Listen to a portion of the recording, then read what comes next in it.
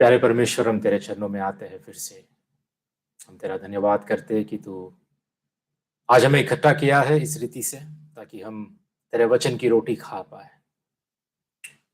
आज हमसे बातें कर, हमें उस जीवन की रोटी में से खिला जिससे हम तृप्त हो जाए।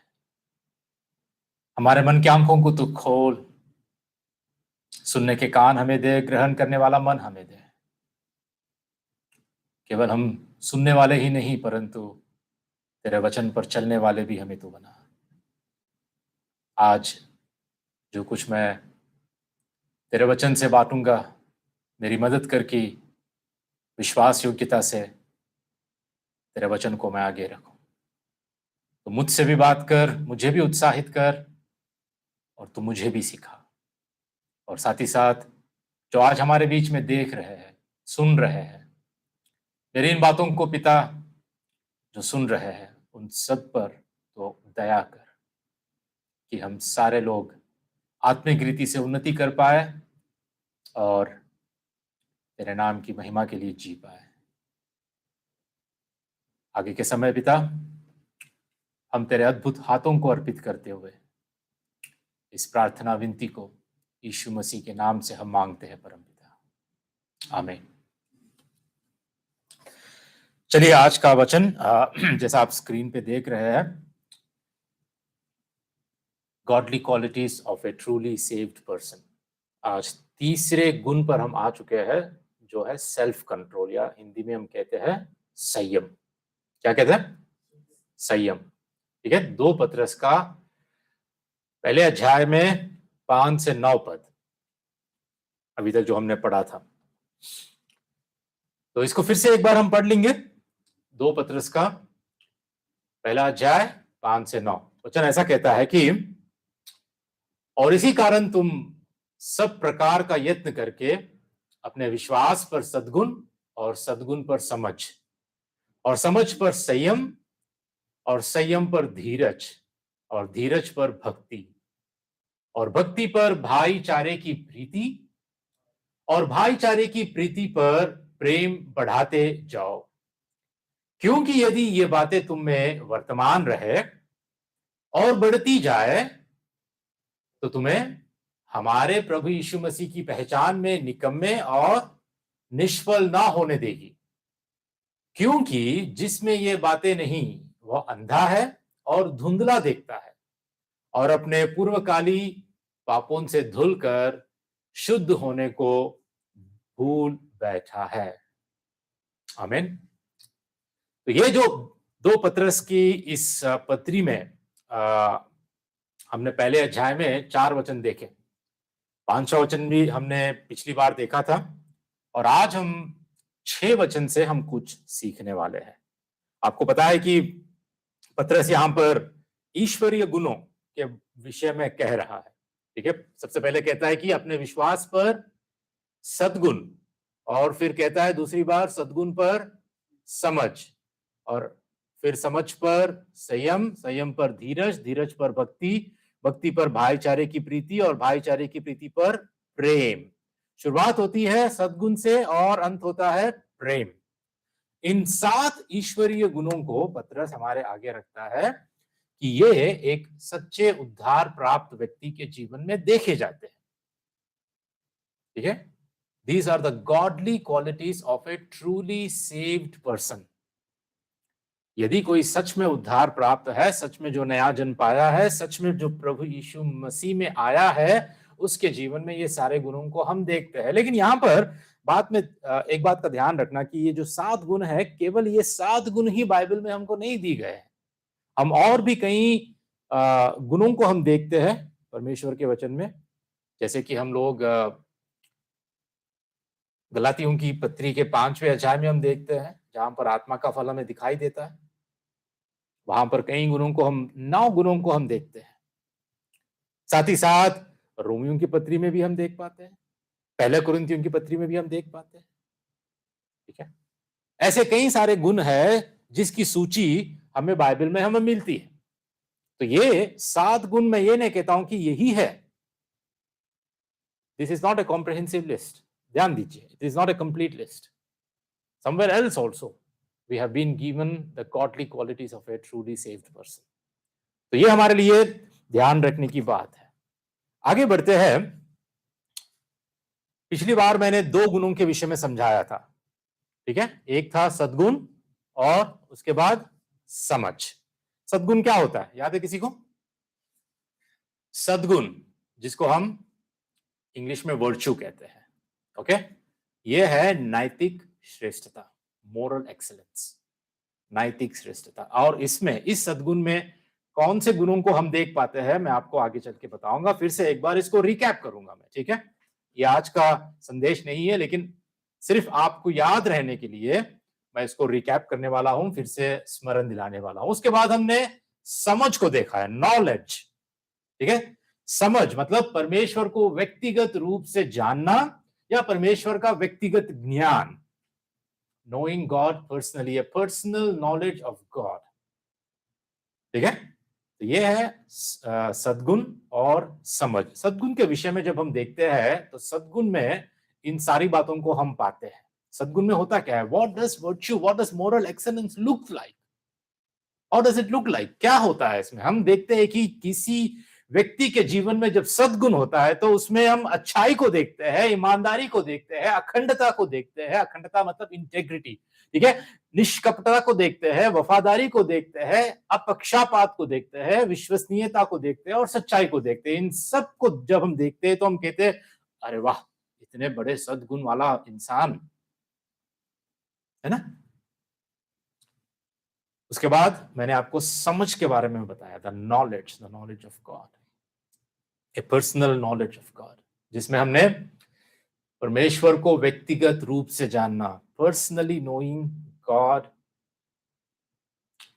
नॉट जस्ट हेड नॉलेज, ठीक है, सिर्फ हमारे दिमाग से नहीं परंतु व्यक्तिगत रूप से परमेश्वर को जानना, उसकी समझ रखना, जिसमें क्या होता है, what does it involve, how does it look like. हम परमेश्वर के गुणों को जानते हैं, we know, we come to know and we experience the attributes of God. उसके बाद हम परमेश्वर के कार्यों को देखते हैं, we know the works of God. उसके बाद परमेश्वर के मार्गों को, द वेज ऑफ गॉड। उसके बाद हम परमेश्वर की इच्छा को हम जानते हैं, we will know the will of God, जिसके कारण हम व्यक्तिगत रूप से परमेश्वर को हम जानते हैं। जिसके इन सब को जानने के लिए मैंने आपको पिछली बार बताया था, the means that God has given us, जो साधन परमेश्वर ने हमको दिए हैं परमेश्वर को व्यक्तिगत रूप से जानने के लिए। और उसमें सबसे बड़ा क्या है पता है आपको? सबसे पहली बात, परमेश्वर का वचन, बाइबल, परमेश्वर का वचन है जो परमेश्वर ने हमें दिया है। उसके बाद मैंने कहा प्रार्थना, ठीक है, it is our response towards God in prayer, कि हम कितना हम परमेश्वर को जानते हैं। और मैंने ये भी कहा कि परमेश्वर के साथ हमारा अनुभव, आवर एक्सपीरियंस विद गॉड, है ना। मैं सारी बातों को फिर से रिपीट नहीं करना चाहता हूं, यूट्यूब पर हमारा वीडियो ऑलरेडी अपलोडेड है, आप देख सकते हैं। समझ के विषय में बहुत सारी बातें मैंने समझाने की कोशिश की।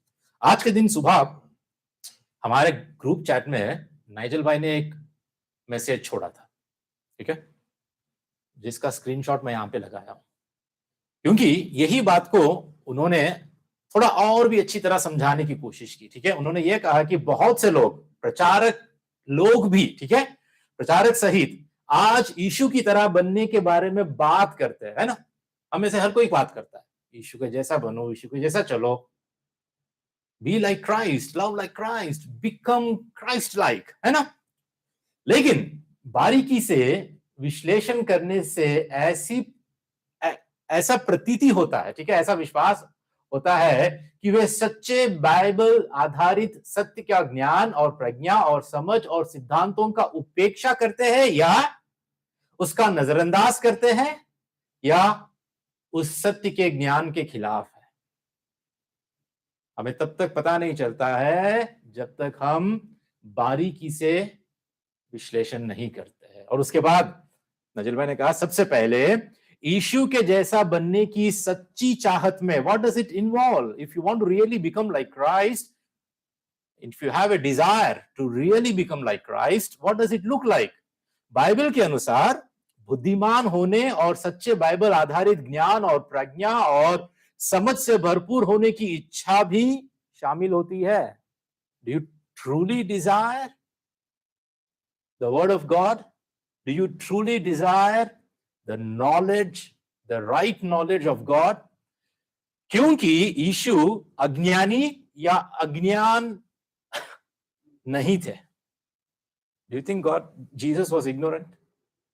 Was he foolish? नहीं ना, वो अज्ञानी नहीं थे, बल्कि वे सच्चे ज्ञान और प्रज्ञा और समझ से परिपूर्ण थे. इसलिए यीशु के जैसे बनने की चाहत यदि हम सचमुच रखते हैं तो हम अज्ञानता से नहीं वरन सच्चे बाइबल आधारित शिक्षण से आता समझ और ज्ञान को प्राप्त करने का हम यत्न करते हैं. If you want to truly become like Jesus, he was highly intellectual, but at the same time, he was deeply devotional. He was deeply humble. तो यदि हमें यीशु के जैसे बनना है तो हमें भी वही सटीक परमेश्वर के ज्ञान को, बाइबल आधारित ज्ञान में हमें शिक्षा पाना है, हमें आगे बढ़ना है. आज यीशु के जैसे बनने के लिए सब लोग कहते हैं कि यीशु के जैसा प्रेम करो, यीशु के जैसे नम्र बनो, यीशु के जैसे दया दिखाओ, यीशु के जैसे भले काम करो, यीशु के जैसे प्रार्थना करो. लेकिन मैंने कभी नहीं सुना कि यीशु के जैसे ना ज्ञानी बनो, है ना? Become logical like Jesus, become intellectual like Jesus, become knowledgeable like Jesus. हम उसमें ज्यादा ध्यान नहीं देते. हम हमेशा यही कहते हैं कि सारे गुणों को हम दिखाते हैं, लेकिन we don't grow, we don't commit ourselves to put on efforts. हम प्रयत्न नहीं करते हैं because we are lazy, है ना? हम इतने आलसी है कि हमें बाइबल का अध्ययन करने, बाइबल को सटीक रूप से जानना और बाइबल का अध्ययन करने में हम समय नहीं बिताते. हम सिर्फ ऊपर जो सरफेस पर है, जो बाहरी हमें दिखता है ना, उसी से हम संतुष्ट हो जाते हैं और सोचने लगते हैं कि मैंने सब कुछ जान लिया. तो यीशु के जैसे बनने में क्या होता है? We also acquire the knowledge. सटीक ज्ञान जो बाइबल आधारित है, ये हमें होना चाहिए. सच्चा विश्वासी, देखिए, सच्चा विश्वासी जो फिलोमोन के जैसा है, वे सच्चा बाइबल आधारित ज्ञान, समझ और प्रज्ञा का यत्न करते हैं और परमेश्वर पर निर्भरशील होकर इसमें बढ़ते जाने का हर प्रयत्न करते हैं. यह भी सच्चे विश्वासी के गुणों में से है. सच्चा विश्वासी अगर है तो उसमें एक चाहत होती है, एक भूख होती है, एक प्यास होती है कि मुझे जानना है और भी मसीह के बारे में मुझे जानना है. ठीक है, मैं यहां पर सिर्फ दिमाग के जो ज्ञान होता है, बुद्धि होती है, उसके बारे में नहीं कह रहा हूं. मैं परमेश्वर को व्यक्तिगत रूप से जानने के विषय में मैं कह रहा हूं. शुरुआत होती है दिमाग से ही. Until you know from your mind, you will not be able to receive it in your heart. When you know something as a fact, as a truth, उसके बाद ही तो आपको अपने दिल में वो स्वीकार आप करते हैं. जब परमेश्वर उस सच्चाई को आपके मनों में डालता है और खोल देता है आपके मन को, only then you will come to know the truth. आज क्यों इतने सारे विश्वासी है? They believe, हाँ, Jesus was a historical person. Yes, Jesus came and he died. But they never believe that he died for them. वो अपने लिए प्रभु यीशु मसीह मारा गया नहीं सोचते. Because they are still blinded. Still blinded. ठीक है, तो ये हमारे लिए बहुत जरूरी है समझ के विषय में. ठीक है, हमने देखा जो 7 ईश्वरीय गुण है पहले पत्रस के पहले अध्याय में 5, 6, 7, इन 3 वचनों में हमने जो 7 ईश्वरीय गुण देखे हैं. क्या क्या है? सद्गुण, समझ, संयम, धीरज, भक्ति, भाईचारे की प्रीति और प्रेम. 7 ईश्वरीय गुण. तो आज हम किसको देखने वाले हैं? संयम को. संयम मीन्स सेल्फ कंट्रोल, है ना? संयम इज सेल्फ कंट्रोल. लेकिन पता है आपको द आयरनी इज, एक विडंबना की बात यह है कि we don't like to control ourselves, we like to control others, है ना? हम दूसरों को कंट्रोल करना चाहते हैं. We want to control others rather than controlling ourselves. हम दूसरों को नियंत्रण में रखना चाहते हैं, ना कि हम अपने आप को नियंत्रण में रखें, अपने आप को संयमी बनाएं. बॉस क्या चाहता है? अपने सारे वर्कर्स को अपने कंट्रोल में रखना है. एक पॉलिटिशियन क्या चाहता है जब उसके हाथ में सत्ता आ जाता है, पावर आ जाता है, वो क्या चाहता है? He wants to control everything. सास क्या चाहती है? अपने बहू को कंट्रोल में रखना चाहती है ना? माँ बाप क्या चाहते हैं? अपने बच्चों को कंट्रोल में रखना। हम कभी ये नहीं सोचते कि भैया मुझे अपने आप को भी नियंत्रण में रखना है। That is self control. ये होता है संयम। ये कोई मुश्किल की बात नहीं है, या ये कोई दिक्कत की बात नहीं है समझने में, बहुत ही आसान बात है। और सारे संसारिक लोग भी जो अविश्वासी है वो भी बहुत अच्छी तरह जानते हैं, है ना? कई लोगों के जीवन में हम देखते हैं कि बहुत ही सेल्फ कंट्रोल, वो खाने में बहुत ही सेल्फ कंट्रोल होता है। उनके बातचीत में, उनके व्यवहार में हम देखते हैं कि बहुत संयमी होते हैं। लेकिन पता है, एक बार मैं धर्मेंद्र भाई के डॉर्मेटरी गया था, तो वहां पर एक व्यक्ति से हम लोग सुसमाचार को हम बांट रहे थे, तो उसने कहा कि आपको पता है, मुझ में इतना संयम है कि मैंने कभी अपने गांव की एक लड़की को भी बुरी नजर से कभी नहीं देखा। मैंने किसी भी लड़की पर मैं कभी बुरी नजर को मैंने टिकाया नहीं। लोग भले ही इतने संयमी होने के बाद भी, पता है, देयर इज ए डिफरेंस कि एक विश्वासी संयमी होने में और एक अविश्वासी संयमी होने में, पता है क्या है अंतर? क्या है? ये जो अविश्वासी है वो अपने आप पर घमंड कर रहा है। वो अपने आप पर इतना घमंड कर रहा है, he is feeling so proud about himself कि मुझ में इतना सेल्फ कंट्रोल है, मैं किसी भी लड़की को मैं बुरी नजर से देखता नहीं। लेकिन जब मोबाइल में देखता हूं तो तब कोई प्रॉब्लम है ना। जब टीवी पे देखता हूं, मोबाइल में देखता हूं, जितनी भी अश्लीलता को देखता हूं तो कोई प्रॉब्लम नहीं। लेकिन जब अपने आप पर इतना गर्व, अपने आप पर इतना गर्व करते हैं, because their motivations are wrong. लेकिन एक मसीही के जीवन में, एक शिष्य के जीवन में, एक सच्चे उद्धार प्राप्त व्यक्ति के जीवन में जो उद्देश्य होता है, जो मोटिवेशन होता है सेल्फ कंट्रोल के विषय में, that is not to feel proud कि मैं वाह, अपने आप की भलाई करने या अपने आप की प्रशंसा करने के लिए नहीं है। ही डज इट बिकॉज परमेश्वर की महिमा के लिए। वो संयम बनता है ताकि उसके व्यवहार के द्वारा लोग जब उसको देखते हैं तो परमेश्वर की महिमा करें। जब वो संयमी होता है तो लोग जब उसके व्यवहार को देखते हैं तो मसीह को जाने, वो अपने खुद के लिए नहीं, और वो परमेश्वर के द्वारा प्रमाणित होता है। दिस इज एविडेंस, उसके लाइफ के द्वारा ये हमें दिखाई देता है, ये सबूत है कि दिस इज ट्रूली कन्वर्टेड। ये बंदा, ये व्यक्ति, ये सच में विश्वासी है। ठीक है? क्यों? क्योंकि ये पवित्र आत्मा के द्वारा है। ये पवित्र आत्मा के द्वारा परमेश्वर ने जो सामर्थ हमें दी है, उसी के कारण हम लोग प्रयत्न करते हैं कि हम संयमी बने। ठीक है? आगे बढ़ते हैं हम लोग। संयम होने का अर्थ क्या है? ठीक है, यहां पे आप देख रहे हैं ना ये फोटो, क्या कर रहा है लड़का? ये अपने आंखें को बड़े बड़े करके ना घूर रहा है। मार्शमेलोस उसके आगे रखे हुए, ये मिठाई उसके आगे रखी है, लेकिन अब उसके मन में चल रहा है कि क्या करूं मैं, खाऊं या ना खाऊं। शायद वहां पर कोई उसको देख रहा होगा, या कोई डांटने वाला है, या किसी ने कहा कि नहीं मत खाओ, है ना? समझो कि क्या चल रहा है उसके मन में, खाना है नहीं खाना है, कैसे मैं अपने आप को कंट्रोल करूं, कैसे अपने आप को नियंत्रण करूं मैं। बस वो देखते जा रहा है, देखते जा रहा है। आज कई बार हमारे जीवन में भी ऐसा ही होता है ना, कई कई सिचुएशंस में, कई ऐसे हालात में हम लोग देखते हैं, हमारे आगे बहुत ऐसे प्रलोभन आते हैं, हमारे आगे बहुत ऐसी परिस्थिति आती है जहां पर हम लोग, क्या करूं मैं, कैसे अपने आप को नियंत्रण करूं,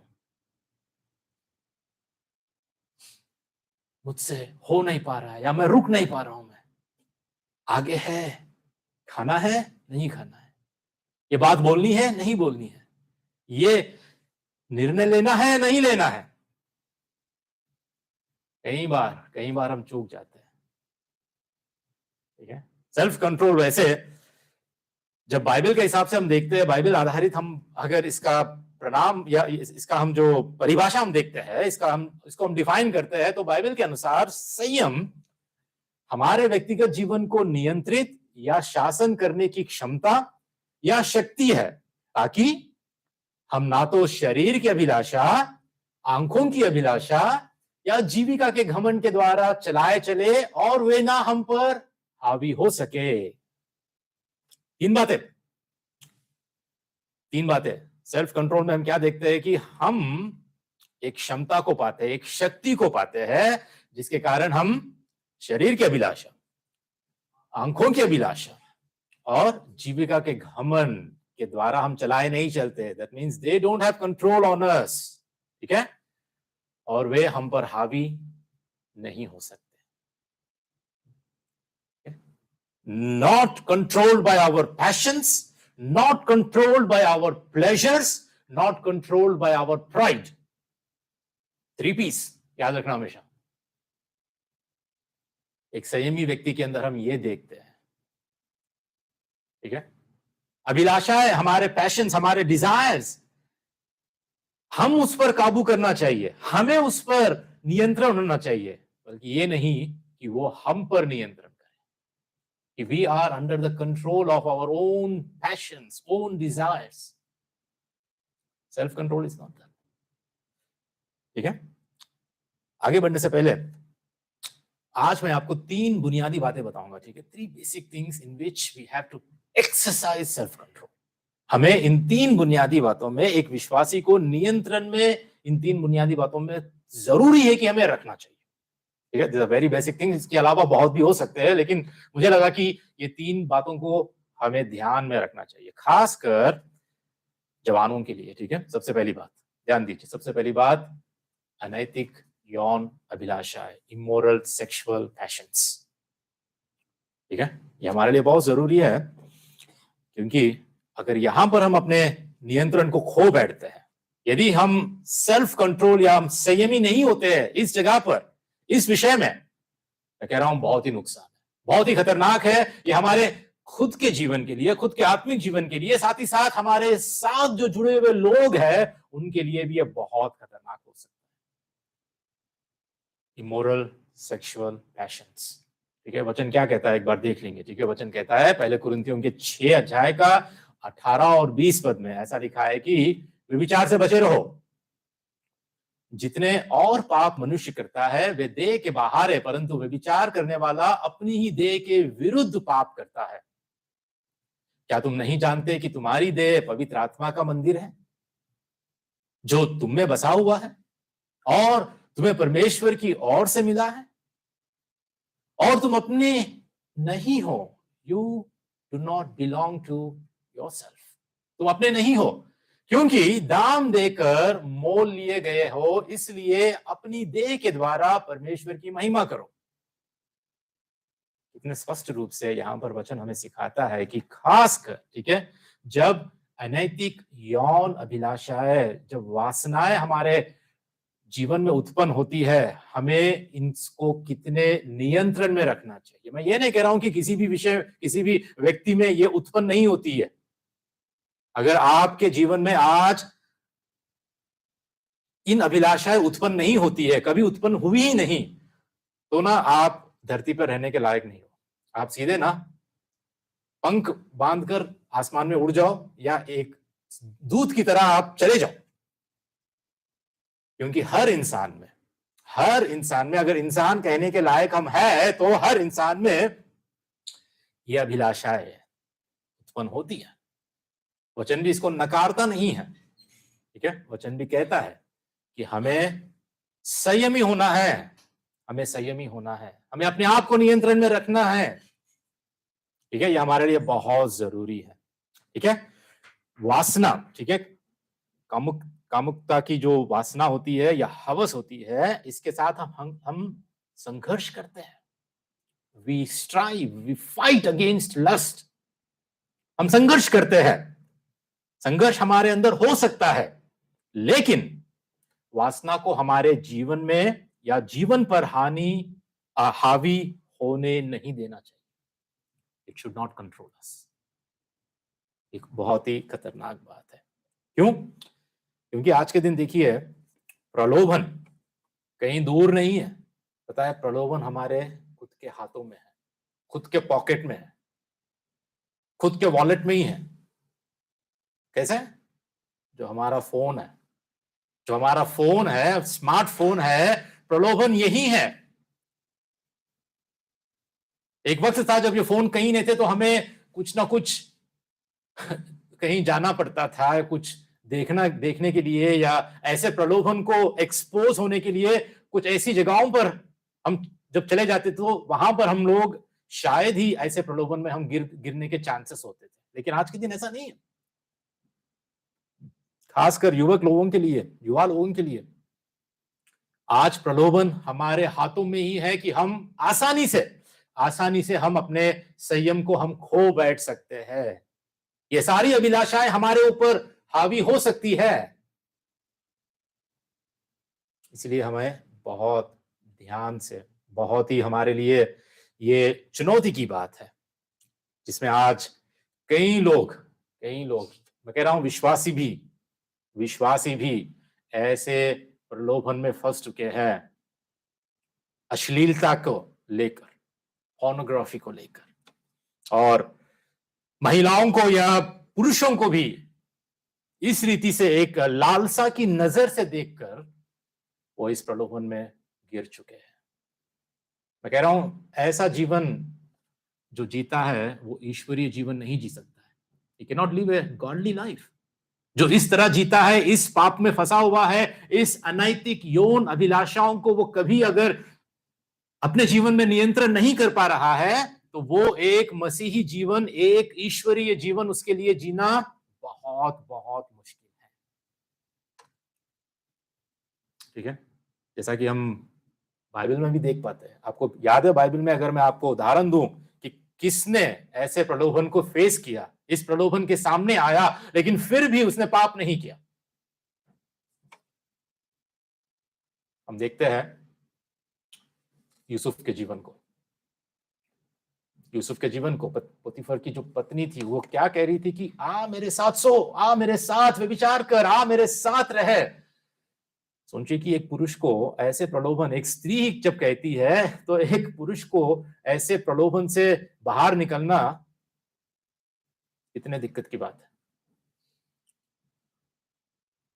कहने के लिए आज हम कह सकते हैं, है ना, कहने के लिए आज भी हम कह सकते हैं कि मैं मसीह में बहुत मजबूत हूं, कुछ नहीं होगा मुझे, ऐसे प्रलोभन का मैं सामना करूंगा तो फिर भी कुछ नहीं होगा।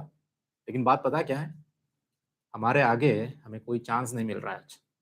यदि हम चांस मिल जाता है, यदि हमारे आगे ऐसा प्रलोभन आ जाता है, तो शायद, मुझे पता नहीं हम कहां रहेंगे, हम क्या करेंगे उस घड़ी, उस वक्त। क्या सच में परमेश्वर का भय मानने वाले, परमेश्वर का डर मानने वाले, क्या ऐसे यूसुफ जैसे हम अपने आप को नियंत्रण में रखकर, संयमी होकर, क्या हम इस पाप से हम दूर रहेंगे जैसा यूसुफ ने किया? सोचने वाली बात है। लेकिन इसके विपरीत प्रलोभन के सामने यूसुफ जो संयमी दिखाया है, इसके विपरीत अगर हम और भी एक उदाहरण बाइबल से ही अगर हम देखते हैं, तो याद है किसका जीवन जो संयमी नहीं था, जो ऐसे प्रलोभन में गिरकर अपने जीवन को बर्बाद कर दिया। ठीक है, शमशोन और दलीला।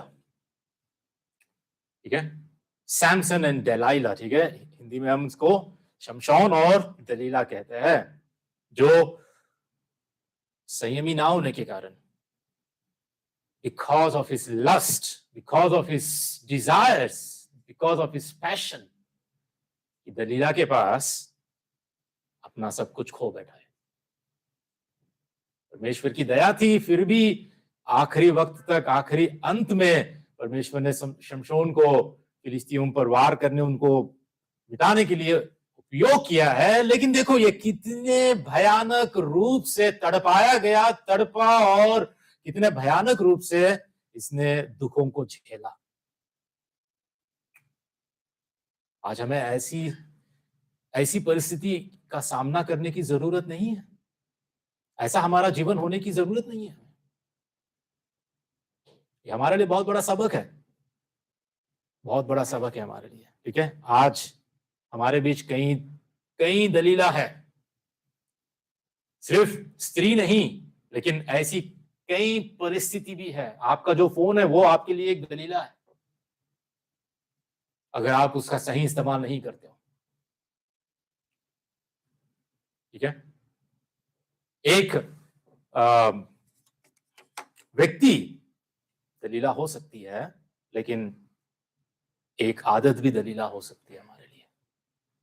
हो सकता है कि आज क्रिकेट आपके लिए दलीला हो, या सॉकर आपके लिए दलीला हो, या पैसा ही आपके लिए दलीला हो, जिसके कारण आज अपने आप को अब नियंत्रण नहीं कर पा रहे हो सकता है कि खान पान भी आपके लिए दलीला हो,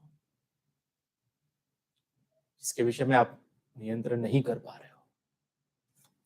ध्यान देने की बात है। आज का उदाहरण अगर मैं दूं, आज के विश्वासियों के उदाहरण, जो परमेश्वर के दास, परमेश्वर के सेवक, ऐसे बड़े बड़े सेवक जो ऐसी अनैतिक यौन अभिलाषाओं से अपने सारे मसीही गवाह को बर्बाद कर दिए हैं, ऐसे लोगों का नाम मैं ले सकता हूं, लेकिन मैं आज लेना नहीं चाहता हूं।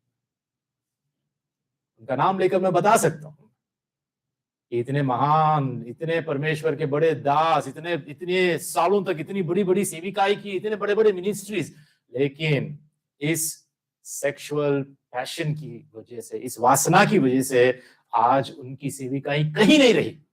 मसीही जगत में एक दाग की तरह वो रह गए। सोचने की बात है।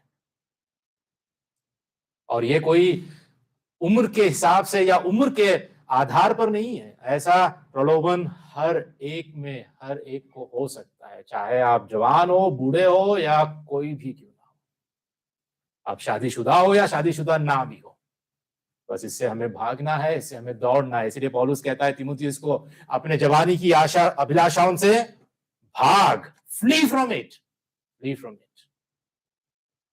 ठीक है, ये मेरे लिए, आपके लिए, सबके लिए। क्यों? क्योंकि हम सब कमजोर हैं। ये नहीं, मैं कभी भी अपने आप पर मैं इतना भरोसा मुझे भी नहीं है, और इसलिए मैं भाग जाता हूं। मैं ऐसी परिस्थितियों से मैं अलग रहना चाहता हूं। मैं ऐसी मेरी दृष्टि को भी, मेरी निगाहों को भी उस पर मैं लगाना नहीं चाहता। दूसरी बात जहां पर हमें संयमी होना चाहिए, क्रोध, एंगर, अब टेम्पर। यदि हम यहां पर भी चूक जाते हैं ना, बहुत ही नुकसान। वचन क्या कहता है, देखिए, वचन कहता है इफिसियों के 4:26 और 27 में, क्रोध तो करो पर पाप मत करो, सूर्य अस्त होने तक तुम्हारा क्रोध ना रहे और ना शैतान को अवसर दो। ठीक है, क्या कहता है यहां पर, ध्यान से सुनिए। जब हमारे अंदर गुस्से वाला स्वभाव होता है, जब हम क्रोध वाले होते हैं ना, ऐसा व्यक्ति अक्सर अपने अच्छे रिश्तों को भी बर्बाद कर देता है। अपने अच्छे स्वस्थ रिश्तों को बर्बाद करने के लिए शैतान को पैर जमाने का मौका दे देता है वो। यदि हम अपने गुस्से पर काबू नहीं कर पाते हैं तो बहुत नुकसान होता है। मैं अपने खुद के जीवन में बहुत बार इसका अनुभव किया है, नुकसान मैंने उठाया है। इसीलिए मैं कह रहा हूं यहां पर, मैं यहां पर कोई पवित्र स्वर्गदूत की तरह मैं बात नहीं कर रहा हूं। आपके जैसे इंसान हूं मैं, और मैं भी इन सबको मैं झेला हूं, बहुत नुकसान उठाया हूं, और इसी के कारण मैं अनुभव से कह सकता हूं कि यदि हम अपने क्रोध को, अपने टेम्पर को अगर हम नियंत्रण में ना रखें, सेल्फ कंट्रोल अगर इस विषय में ना हो, तो बहुत ही बर्बाद हो सकते हैं। और दूसरी बात, वचन ये भी कहता है, देखो याकूब के 1:19-20 में ये वचन कहता है कि हे मेरे प्रिय भाइयों, यह बात तुम जान लो, हर एक मनुष्य सुनने के लिए तत्पर और बोलने के लिए धीर और क्रोध में धीमा हो, क्योंकि मनुष्य का क्रोध परमेश्वर के धार्मिकता का निर्वाह नहीं कर सकता। We can not live a righteous life if we habitually, बार बार हम क्रोधित इंसान हो, बार बार हमें गुस्सा आता है, हर छोटी छोटी बात पे हमें गुस्सा आ जाता है। ऐसे अगर इंसान है तो हम परमेश्वर की धार्मिकता को, हम कभी उसका निर्वाह नहीं कर सकते, धार्मिकता का जीवन हम नहीं जी सकते। ठीक है, ये हमारे लिए बहुत जरूरी है कि क्या हम शॉर्ट फ्यूज्ड टेम्पर वाले इंसान हैं? हर छोटी बात में बुरा मान गए, हर छोटी बात में झगड़ा करे, हर छोटी बात में गुस्सा आ गया। किसी ने जय मसीह नहीं किया, किसी ने हेलो ब्रदर हेलो सिस्टर नहीं बोला, तो बुरा मान गए छोटी छोटी बात में। ठीक है, ये हमारे लिए बहुत जरूरी है। आप पूछ सकते हैं कि तो भैया क्या क्रोध करना पाप है? प्रश्न हमारे आगे ये है, क्या क्रोध करना पाप है? यदि नहीं तो क्रोध कब पाप बन जाता है? Is it sinful? Is it really sinful to get angry? वचन को अभी हमने पढ़ा था, क्या क्या पढ़ा था? क्रोध तो करो पर पाप मत करो। इसका मतलब ये नहीं कि हमेशा बाइबल तुम्हें परमिशन दे रहा है क्रोधित रहो, नहीं। क्रोध तो करो, लेकिन आपका क्रोध पाप में नहीं बदलना चाहिए। लेकिन कब क्रोध पाप में बदल जाता है? देखिए, क्रोध स्वयं स्वाभाविक रूप से पापमय नहीं है। Sin anger in itself is not sinful. ठीक है, क्रोध अपने ही स्वाभाविक रूप से स्वयं वो पापमय नहीं है। लेकिन कब पाप ये बन जाता है? क्रोध कब पाप बन जाता है?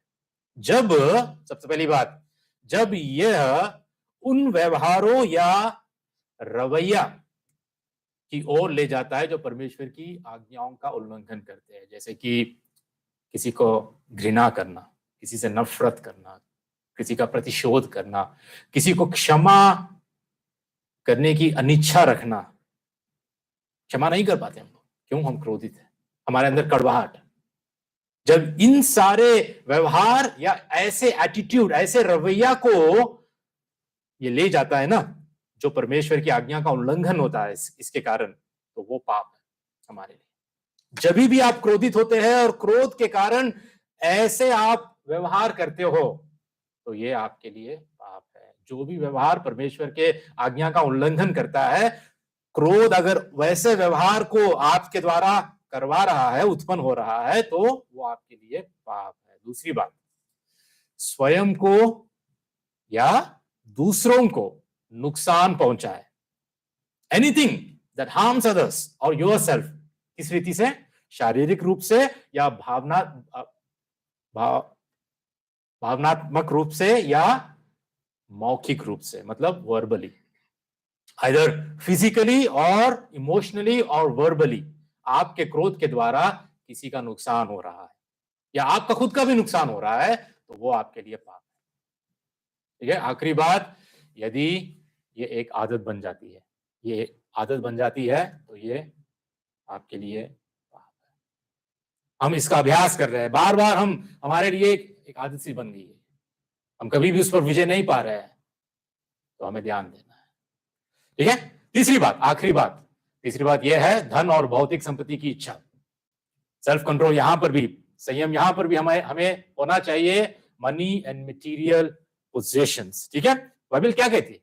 बाइबल का वचन कहता है, पहले तीमुथियुस का 6:10, क्योंकि रुपये का लोभ सब प्रकार की बुराइयों की जड़ है, जिसे प्राप्त करने का प्रयत्न करते हुए कितनों ने विश्वास से भटककर अपने आप को विभिन्न प्रकार के दुखों में छलनी बना दिया है ना? वचन ये नहीं कहता है कि पैसा बुरा है, वचन ये कहता है कि रुपये का लोभ, रुपये का लोभ। पैसा हमें जरूरी है अपने आप का संभालने के लिए, अपने परिवार को देखभाल करने के लिए पैसा हमारे लिए जरूरी है। धनवान से कभी भी प्रभु ने नफरत नहीं की, है ना? ऐसा नहीं कि बाइबल ये सिखाती है कि सिर्फ गरीबों से ही हमें प्रेम करना है। प्रभु यीशु मसीह ने सबसे प्रेम किया, अमीर से भी प्रेम किया, गरीब से भी प्रेम किया। लेकिन बात यह है कि हमें लालची नहीं बनना चाहिए, हमें वो लोभ हमारे अंदर नहीं होना चाहिए। ठीक है, लालच हमारे जीवन को संचालित नहीं करना चाहिए। We must not be driven by greed. ठीक है, लेकिन हमें क्या करना चाहिए? वचन और भी ये कहता है कि तुम परमेश्वर और धन दोनों की सेवा नहीं कर सकते, कैन नॉट सर्व बोथ। तो इसीलिए वचन कहता है कि हमें संतुष्ट जीवन जीना चाहिए। We should be content with what we have. हमें सरलता का जीवन, सिंप्लिसिटी का जीवन जीना चाहिए। हमें उदारता का जीवन, एक जेनरोसिटी का जीवन हमें जीना चाहिए। ये हमारे जीवन में एक विशेष बात होनी चाहिए। ठीक है, हम सबको पता है पवित्र आत्मा के फल के बारे में, है ना, आप में सबको पता है ना, गलातियों की पत्री का 5 और 22 और 23 में जहां पर हम आत्मा का फल हम देखते हैं। क्या है आत्मा का फल? हाँ, प्रेम। डायरेक्ट धीरज पे चले गए हो तुम। प्रेम के बाद क्या है? प्रेम, आनंद, शांति, धीरज, दया, भलाई, विश्वास और नम्रता और संयम, है ना। लास्ट में आता है संयम, इसलिए लास्ट में जो आता है ना उसको हम इग्नोर कर देते हैं, है ना। जैसे कि स्कूल में बच्चे जो लास्ट बेंच में बैठते हैं ना, लास्ट बेंचर्स, बैक बेंचर्स, उनका कोई ध्यान भी नहीं रखता है ना। वो बहुत शरारती होते हैं, होमवर्क नहीं करते हैं, झगड़ा करते हैं और इसलिए उनका कोई ध्यान नहीं देता है। संयम भी ना हमारे जीवन में, हमारे आत्मिक जीवन में ऐसा ही हम लोग कभी कभी उसको ट्रीट करते हैं, उसको, उसके बारे में हम सोचते हैं लाइक बैक बेंचर, कि हम उस पर ध्यान नहीं देते हैं। ठीक है, जैसा आत्मा का फल यहां पर आप देख रहे हैं ना, कि आत्मा का फल कौन हमें देता है? आत्मा का फल हमारे अंदर कहां से उत्पन्न होता है? ये जो आत्मा के फल में जो लास्ट है, सेल्फ कंट्रोल, ठीक है, ये जो संयम, ये कहां से उत्पन्न होता है हमारे जीवन में? कौन हमें क्षमता देता है, कौन शक्ति देता है इस संयम को हमारे जीवन में प्रदर्शित करने के लिए? कब होता है ये? क्या अपने आप से हो जाता है ये? नहीं, ये होता है पवित्र आत्मा के द्वारा, है ना। इसीलिए इसको आत्मा का फल कहा गया। क्यों कहा गया? अगर पवित्र आत्मा के द्वारा हमारे अंदर उत्पन्न नहीं है, पवित्र आत्मा की क्षमता और शक्ति के द्वारा अगर हमारे अंदर ये फल नहीं आता है, तो इसको आत्मा का फल नहीं कहा गया। ये आत्मा का फल है, और उस आत्मा के फल में हम देखते हैं संयम, जो आखिरी में हमें दिखाई देता है। कहने का मतलब क्या है पता है? संयम स्व प्रयास द्वारा नियंत्रण का अभ्यास नहीं है। It is not a self effort. ये पवित्र आत्मा के द्वारा हमारे अंदर परमेश्वर जब कार्य करता है ना, तब उत्पन्न होने वाला ये गुण है, ये ईश्वरीय गुण है। और इसके लिए आपको ये नहीं कहना चाहिए कि मैं कुछ नहीं करूंगा, लेकिन वचन कहता है कि प्रयास करो, हर संभव प्रयास करो, इसको बढ़ाते जाओ अपने जीवन में। शक्ति देने वाला वो है, क्षमता देने वाला वो है, लेकिन करने वाले कौन है?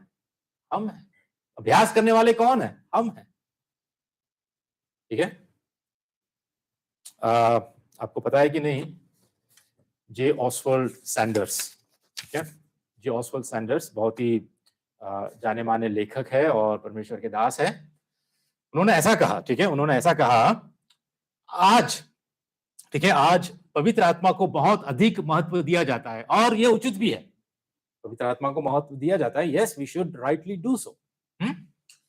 लेकिन इस वचन को बहुत कम प्रमुखता दी गई है, जो कहता है आत्मा का फल संयम है। कितने लोग हम इस वचन को हम महत्व देते हैं? The fruit of the spirit is, सारे 8 गुणों के बाद जो आखिरी आता है सेल्फ कंट्रोल, संयम। इस पर हम कितना ध्यान देते हैं? सोचो, बैक बेंचर आखिरी बेंच पे बैठा हुआ है, सब में आखिरी गुण है, कितना हम इस पर ध्यान देते हैं? ठीक है, इस बात का सबसे स्पष्ट प्रमाण कि पवित्र आत्मा हमारे जीवन में सामर्थ्य के साथ काम कर रहा है, ना केवल हमारे भावनात्मक अनुभव में, बल्कि एक अनुशासित जीवन शैली में, विकास में देखा जाता है। इट इज एविडेंट, ठीक है, it is evident in what? In an increasingly disciplined lifestyle. पवित्र आत्मा का अगर काम, अगर कार्य आपके जीवन में हो रहा है, तो दैट इज द एविडेंस। ठीक है, कैसे प्रमाणित होता है? आपके जीवन में अनुशासित जीवन शैली, सिर्फ भावनात्मक नहीं, जस्ट नॉट इमोशनल फीलिंग्स, ठीक है, but it is a discipline lifestyle. ठीक है, जब कोई व्यक्ति दोबारा जन्म लेता है, तो वो आत्मा के द्वारा नियंत्रण करने की क्षमता को वो प्राप्त करता है। इसलिए पौलुस क्या कहता है पता है? पौलुस ये कहता है 2 तीमुथियुस का 1:7 में, परमेश्वर ने हमें भय की नहीं, पर सामर्थ और प्रेम और संयम की आत्मा दी है। God has given us the spirit of self control. क्यों? क्योंकि ये परमेश्वर का की ओर से है। ठीक है, संयम रखना कोई मामूली बात नहीं है, ना तो आपके लिए ना तो मेरे लिए। It is not an easy thing. यह एक बहुत ही महत्वपूर्ण बात है। क्यों? क्योंकि इससे पता चलता है कि क्या सच में हम परमेश्वर को जानते हैं कि नहीं। क्यों? और एक वचन में पौलुस ऐसा कहता है, परमेश्वर की इच्छा यही है कि आप लोग पवित्र बने और व्यभिचार से दूर रहे। आप में से प्रत्येक व्यक्ति संयम सीखकर अपने शरीर को पवित्र बनाए रखे और उसका सम्मान करे। और यह काम अभिलाषा या वासना से नहीं, और ना अन्य जातियों के समान जो परमेश्वर को नहीं जानते। Not like Gentiles who do not know God. इसका मतलब क्या है कि जो परमेश्वर को नहीं जानते वो अपने आप को संयम में नहीं रख सकते। यदि रख भी ले, उनका मोटिवेशन अलग है, उनके उद्देश्य अलग है, और हर बात में वो संयमी नहीं हो सकते। लेकिन जिसमें ईश्वरीय गुण, जिसमें जो सच में परमेश्वर को जानते हैं, जो सच में उद्धार प्राप्त है, वो हर वक्त प्रयास करते हैं कि संयम को अपने जीवन में दिखाए। देखिए, आज के दिन कई सारे ऐसे मसीही लोग हैं जो अपने आप को मसीह कहते हैं, they profess that they are Christians, लेकिन जब उनके जीवन में हम देखते हैं ना, कोई संयम नहीं। ना तो उनके क्रोध पर संयम, ना तो उनके खान पान पे संयम, ना तो अपने समय का उपयोग, जैसे वो अपने समय का उपयोग करते हैं उस पर भी कोई संयम, है ना। दुख की बात है, लेकिन परमेश्वर हमारी भी मदद करे, क्योंकि हम में से ऐसे भी लोग हैं जो शायद ही आज हम इस ईश्वरीय गुण के विषय में हम लोग कमजोर हैं। सोचिए कि अपने सोशल मीडिया पर, अपने मोबाइल पर हम कितना संयम दिखाते हैं, उसके उपयोग पर कितना हम लोग, या उस संसार में हम डूबे हुए हैं, उस दुनिया में हम खोए हुए हैं। आज कह रहा हूं ना, कई लोग ऐसे हैं, विश्वास में उनसे बात करना भी आज बहुत कई बार दिक्कत की बात हो जाती है, क्योंकि वो खुद अपने ही संसार में खोए हुए हैं। जो मोबाइल की दुनिया है, जो अपने ही सोशल मीडिया की दुनिया है, वहीं पर खोए हुए हैं। They are in isolation. सुसमाचार का प्रचार भी अगर मैं करने जाता हूं ना, हाँ भैया सुन रहा हूं, हाँ बोलिए आप, सुन रहा हूं। मोबाइल पे ज्यादा है ध्यान, लोगों की बातों पर कम है। बहुत आज कह रहा हूं ना, ये टेक्नोलॉजी की वजह से बहुत ही फायदा हुआ है, मैं इसका इनकार नहीं कर रहा हूं, लेकिन उसके साथ साथ नुकसान भी बहुत हो रहा है कि हमारे रिश्तों में हम लोग जुड़े हुए नहीं हैं। We are so isolated. सिर्फ हम व्हाट्सएप से हमारा रिश्ता है, यूट्यूब से हमारा रिश्ता है, फेसबुक से हमारा रिश्ता है, इंस्टाग्राम से हमारा रिश्ता है, लोगों के दिलों से नहीं है ना। These are not real connections. दुख की बात यह है। एक आखिरी सवाल आपके आगे रखकर मैं खत्म करना चाहता हूं। यदि आप उद्धार पाने का दावा करते हैं, तो क्या आप संयम में बढ़ते रहने के लिए हर संभव प्रयास कर रहे हैं? क्या आप संयम का प्रमाण दे रहे हैं जो पवित्र आत्मा का फल है? क्या आप संयम को नकारते हैं और अपने अभिलाषाओं को अनुशासित करते हैं? स्वयं को नकारते हैं और अपने अभिलाषाओं को अनुशासित करते हैं। Do you deny yourself or do you discipline yourself? ठीक है, परमेश्वर हमारी मदद और सहायता करे। एक छोटा सा गीत गाकर हम लोग समाप्त करेंगे। ठीक है, विष्णु आएगा आगे तो हम सब लोग खड़े हो जाएंगे। ठीक है, सब लोग खड़े हो जाएंगे और इस गीत को हम गाएंगे। अपने जीवन को प्रभु के आगे हम समर्पित करते हुए प्रार्थना के साथ हम अंत करेंगे।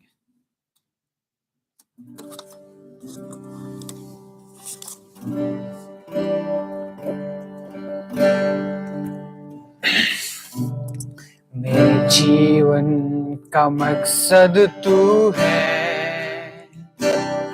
मेरे जीवन का कारण तू है, मेरे मेरे जीवन का मकसद तू है, मेरे जीने का कारण तू है। मैं जीऊं या मरूं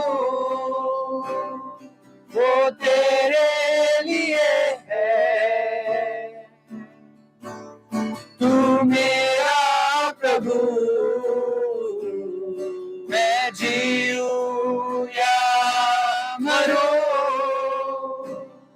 वो तेरे लिए है। तू मेरा प्रभु, मेरे जीवन का मकसद तू है, मेरे जीने का कारण तू है। मेरे जीवन का मकसद तू है, मेरे जीने का कारण तू है। चलिए प्रभु से हम विनती करेंगे। आज हो सकता है कि आपके जीवन में संयम की कमी, आज इस ईश्वरीय गुण में हो सकता है कि आप बढ़ नहीं रहे, हो सकता है कि आपने कभी सोचा भी नहीं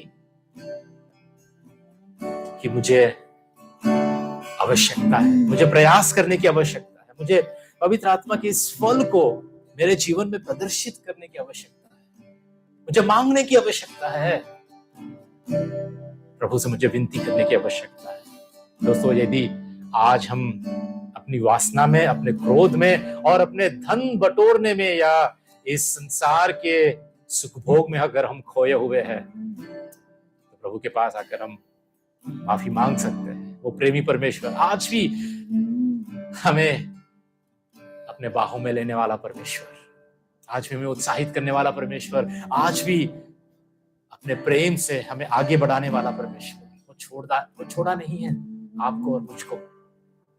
वो इस वचन के माध्यम से हमसे बातें करता है।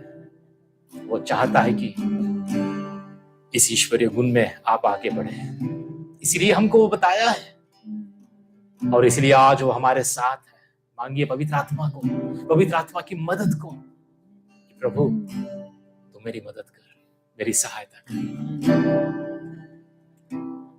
प्यारे परमेश्वर, हम अपने आप को तेरे हाथों को अर्पित करते हैं। आज ये वचन जितने भी हमारे भाई बहन सुन रहे हैं, सुनने वाले हैं, उन पर दया कर, मुझे भी मदद कर कि पिता मैं और मेरे साथ हम सारे लोग संयमी बने, हर बात में पिता इस ईश्वरीय गुण में हम बढ़ते जाए।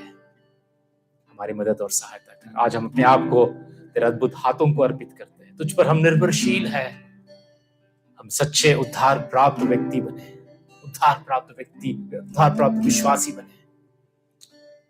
हम तेरा धन्यवाद करते हुए इस प्रार्थना विनती को प्रभु यीशु मसीह के नाम से हम मांगते हैं परम पिता, आमीन।